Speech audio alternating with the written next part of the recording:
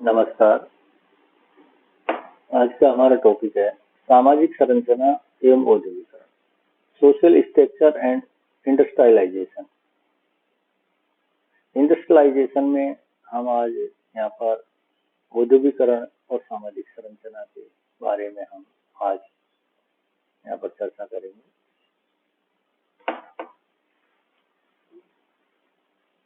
सामाजिक संरचना और औद्योगिकरण, हम कह सकते हैं कि जिस प्रकार से एक मकान की हम संरचना हम देखते हैं कि उसमें ईंट, पत्थर, चूना, सीमेंट, लोहा, लकड़ी का मिश्रण मिलता है तथा उसके द्वारा बने हुए अनेक छोटे व बड़े कमरों को हम मकान की संरचना कहते हैं।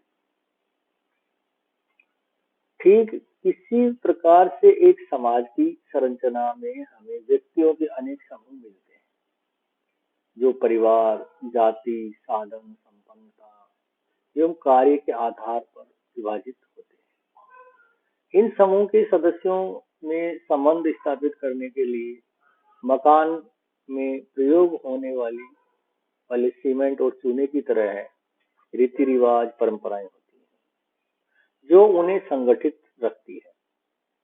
अतः एक समाज में पाए जाने वाले समूह एवं वर्ग तथा उनमें व्याप्त रीति व नियम ही सामाजिक संरचना होती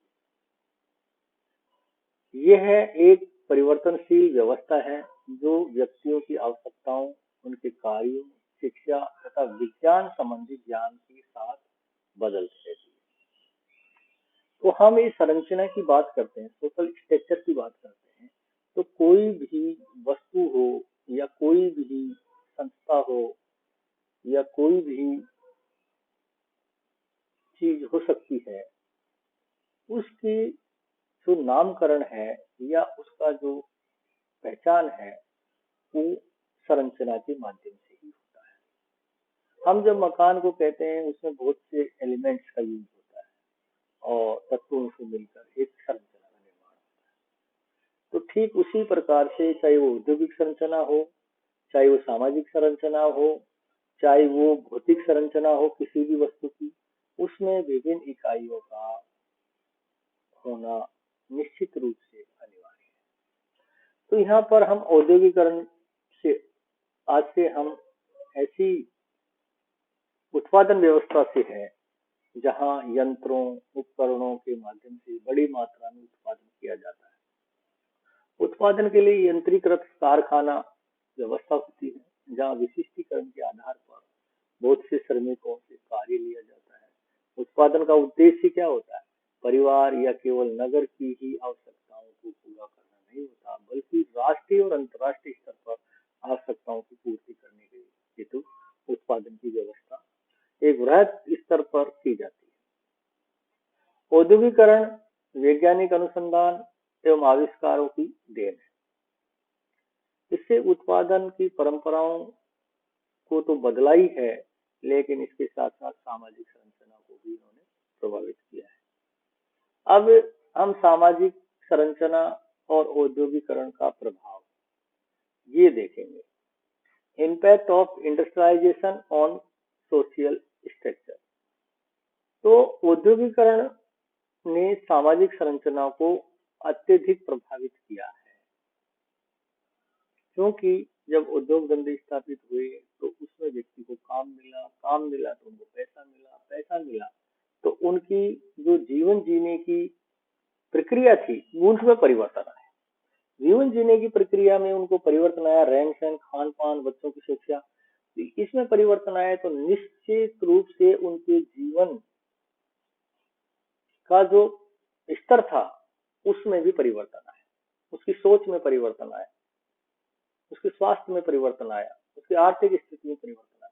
तो इस तरीके से ये औद्योगिकरण का प्रभाव सामाजिक संरचना पर निश्चित रूप से पड़ता है। तो यहाँ पर समाज का जो परंपरागत रूप है वो धीरे धीरे लुप्त प्राय होता जा रहा है तथा समाज में नए वर्ग एवं रीतियां विकसित हो रही है। इसके प्रभावों को हम अच्छी तरीके से इस टेबल के माध्यम से समझ सकते हैं कि जैसे पहला है विभिन्न सामाजिक वर्गों का उदय। औद्योगिकरण से विभिन्न सामाजिक वर्गों का उदय हुआ। जाति एवं वर्ग व्यवस्था पर प्रभाव। जाति व्यवस्था थी वो धीरे धीरे वर्ग व्यवस्था की ओर प्रभावित होने लगी। वर्ग व्यवस्था और जाति व्यवस्था में परिवर्तन होने लगा। विवाह व्यवस्था पर प्रभाव। हमारा जो वैवाहिक प्रक्रिया मान लो या विवाह करने का जो प्रोसेस मान लो या विवाह पद्धति मान लो, इसमें औद्योगिकरण का निश्चित रूप से प्रभाव पड़ा। परिवार पर प्रभाव, क्योंकि परिवार की बात करें तो हमारा परिवार पहले संयुक्त परिवार हुआ करता था, जिसमें 10 से 12 20 तक सदस्य हो सकते थे। दादा, बड़े दादा तक हमारा परिवार हुआ करता था। औद्योगिकरण से क्या है कि वो संयुक्त परिवार से निकलकर और शहरों की तरफ गया और वहां जाकर उद्योग धंधों में काम करने लगा, और वो और अपनी पत्नी अर्थात एकाकी परिवार की तरफ उन्होंने बढ़ना स्टार्ट किया। अब वहां पर एक ही चूल्हे पर पति पत्नी और बच्चों का भोजन बनने लगा, जहाँ पर संयुक्त परिवार में 20 से 30 सदस्यों का भोजन बनता था। तो ये परिवार का जो स्ट्रक्चर था उसमें भी औद्योगिकरण में सामाजिक संरचना पर प्रभाव पड़ा। धर्म का प्रभाव निश्चित रूप से धर्म की पूजा पड़ती है, उसमें भी बहुत बड़ा प्रभाव पड़ा। नैतिकता पर प्रभाव पड़ा। जितना व्यक्ति परंपरागत तरीके से नैतिकता का पालन करता है, उससे थोड़ा उसमें परिवर्तन आया। मनोरंजन का प्रभाव, इस पे भी निश्चित रूप से नए नए print media, electronic media, mobile, इस तरीके से वो मनोरंजन के साधनों की तरफ बढ़ने लगा। परंपरागत मनोरंजन के साधनों की तरफ से आधुनिक मनोरंजन के साधनों की तरफ वो बढ़ने लगा। ये भी उनका सामाजिक संरचना पर औद्योगिकरण का प्रभाव पड़ा। इसके बाद में नगरीकरण एवं सामाजिक संबंधों का प्रभाव। नगरीकरण और सामाजिक संबंध है उनका भी इसमें। नगरीकरण का आप जानते हो कि नगर पहले थे ही नहीं। नगर क्या है, टोटल ही औद्योगिकरण की देन है, क्योंकि जो जो उद्योग धंधे स्थापित हुए, लोगों ने वहाँ काम करने गए, धीरे धीरे वो लोग वहाँ बसे और इस तरीके से नगरों का निर्माण हुआ। और जब नगरों की या हम हर नगरों की बात करते हैं तो वहाँ पर संबंधों में भी भिन्नता आती है, क्योंकि जो प्राथमिक जो संबंध थे वो दैहिक संबंधों में परिवर्तन होते चले जाते हैं। तो यहाँ पर हम सामाजिक संबंध उनके जो पहले परंपरागत समाज में हुआ करते थे उसमें उनमें कमी आई। अब वो संबंध उनके सिर्फ और सिर्फ लाभ के लिए संबंध करने लगे या लाभ के लिए संबंध रखने लगे। इस तरीके से नगरीकरण और सामाजिक संबंधों में भी औद्योगिकरण का मुख्य रूप से प्रभाव पड़ा। नवा है मानसिक एवं सामाजिक विघटन। व्यक्ति का मानसिक और सामाजिक विघटन भी औद्योगिकरण की ही देन है, क्योंकि जब व्यक्ति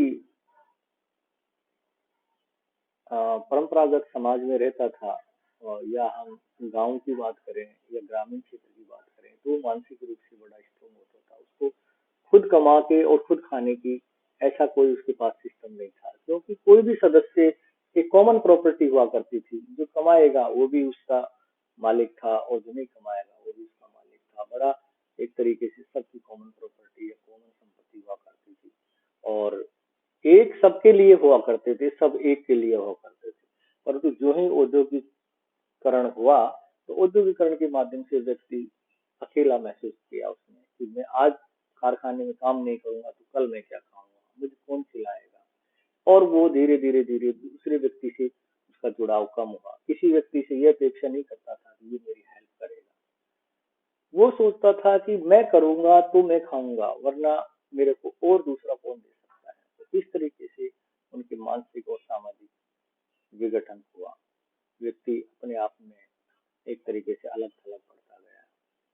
तो ये भी औद्योगिकरण की ही देन है। 10वां पॉइंट है ग्रामीण जीवन पर प्रभाव। औद्योगिकरण का आज की जो ग्रामीण व्यवस्था है उस पर बहुत बड़ा प्रभाव पड़ा, क्योंकि औद्योगिकरण के द्वारा व्यक्ति गांवों से निकलकर शहरों की तरफ आने लगे और उन्होंने अपने रोजगार के नए नए साधन तलाशना शुरू किया।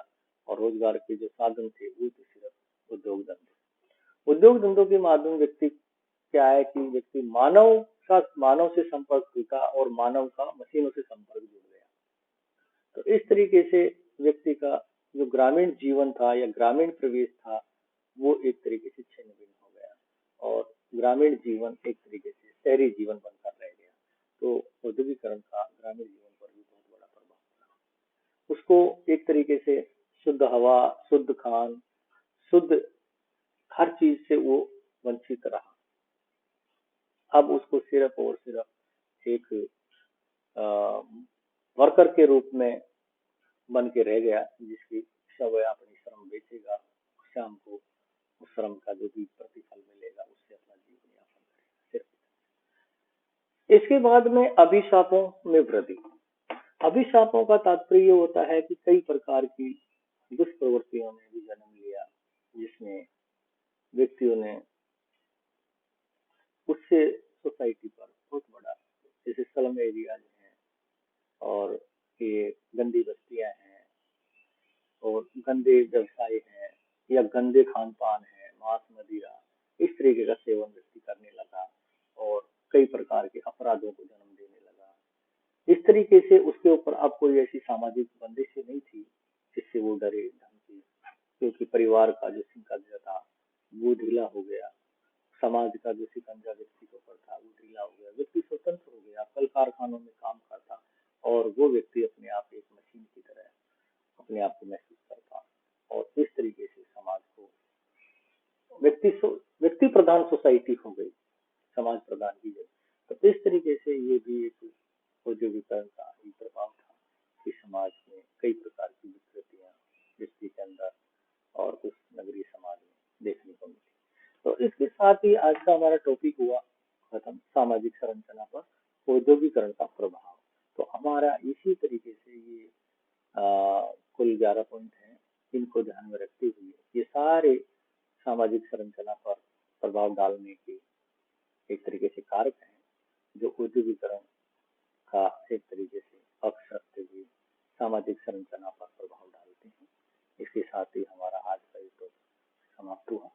नमस्कार, हम आपको अगले टॉपिक में फिर मिलते हैं।